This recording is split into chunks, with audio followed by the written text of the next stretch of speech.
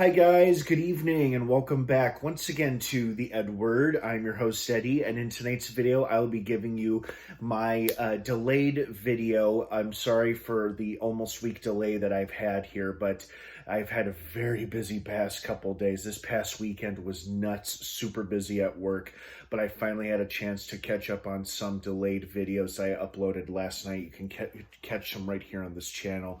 They're my more recent videos. And speaking of delayed videos, I'm now finally giving you my review of the latest and very good episode of Star Trek Picard, which dropped this past Thursday. I finally watched it, really enjoyed it.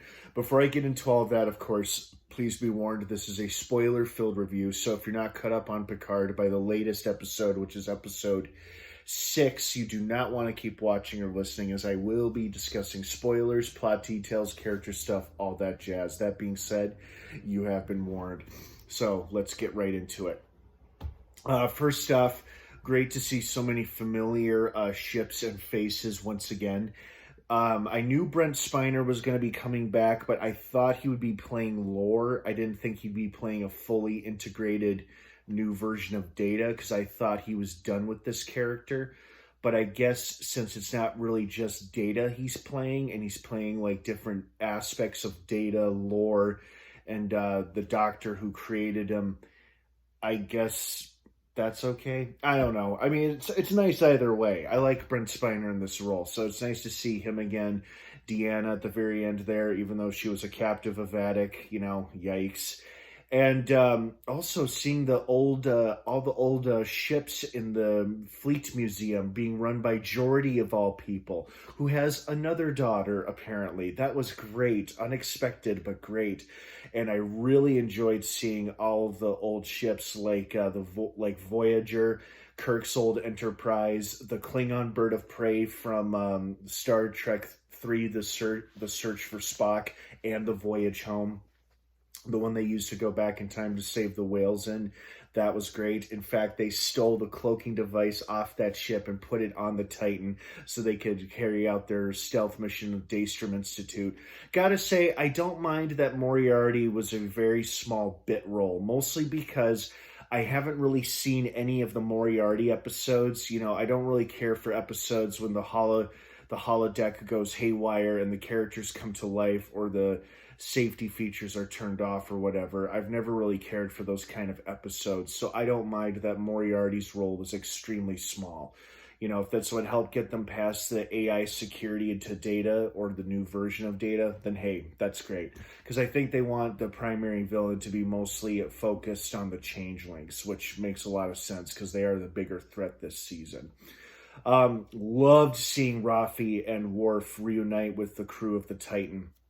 Really enjoyed that. Also loved seeing Geordi after all these years. And it was really touching to see his reaction to the new version of Data waking up and recognizing Geordi and Picard and everybody else as well, which was great. Gotta say, I was a little taken back and surprised by Geordi's attitude about his reluctance to help Picard. Although it's understandable, as a family man now, the stakes are higher for him, so he can't exactly go risking his own life. He's risking his family's lives as well, too. And he also seemed committed to his job, being the curator of the Fleet Museum, which does sound pretty cool. But at the same time, though, I'm curious, are they actually being hunted by Starfleet, or is it a compromised Starfleet consisted of changelings that are hunting them? Because it feels like it could be either one, because it feels like it's not really Starfleet they're trying to avoid. It's the changelings who have infiltrated Starfleet. But all the same, they're still fugitives on the run from their own government. But this was a great episode. I liked it a lot. It was great seeing all those old ships again. It was filled with nostalgia, and it was filled with familiar faces and devices, and they talked about old plot lines from past films and TV shows, which was cool. I wonder why the changelings stole Picard's old human body, and also why Starfleet preserved Picard's old human body in the first place. Like, because of his status as an admiral, is that why? But more importantly, what do the changelings want with it? Surely they could just recreate their own version of Picard if they wanted to.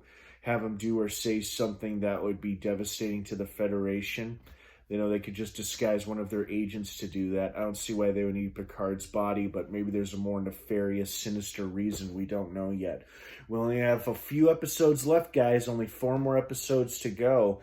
You know, and then it's over, not just for this season, but for the series as well. So what did you guys think of this episode? Did you like it? Did you love it? Did you hate it? Were you expecting more, expecting less? Let me know what you think down below in the comments section. Have a wonderful rest of your night. Thanks again for watching. Star Trek Picard drops new episodes every Thursday on Paramount Plus. Don't miss it. This is probably their best season yet. Have a great rest of your night, everyone. Thanks for watching. And of course, until next time, live long and prosper.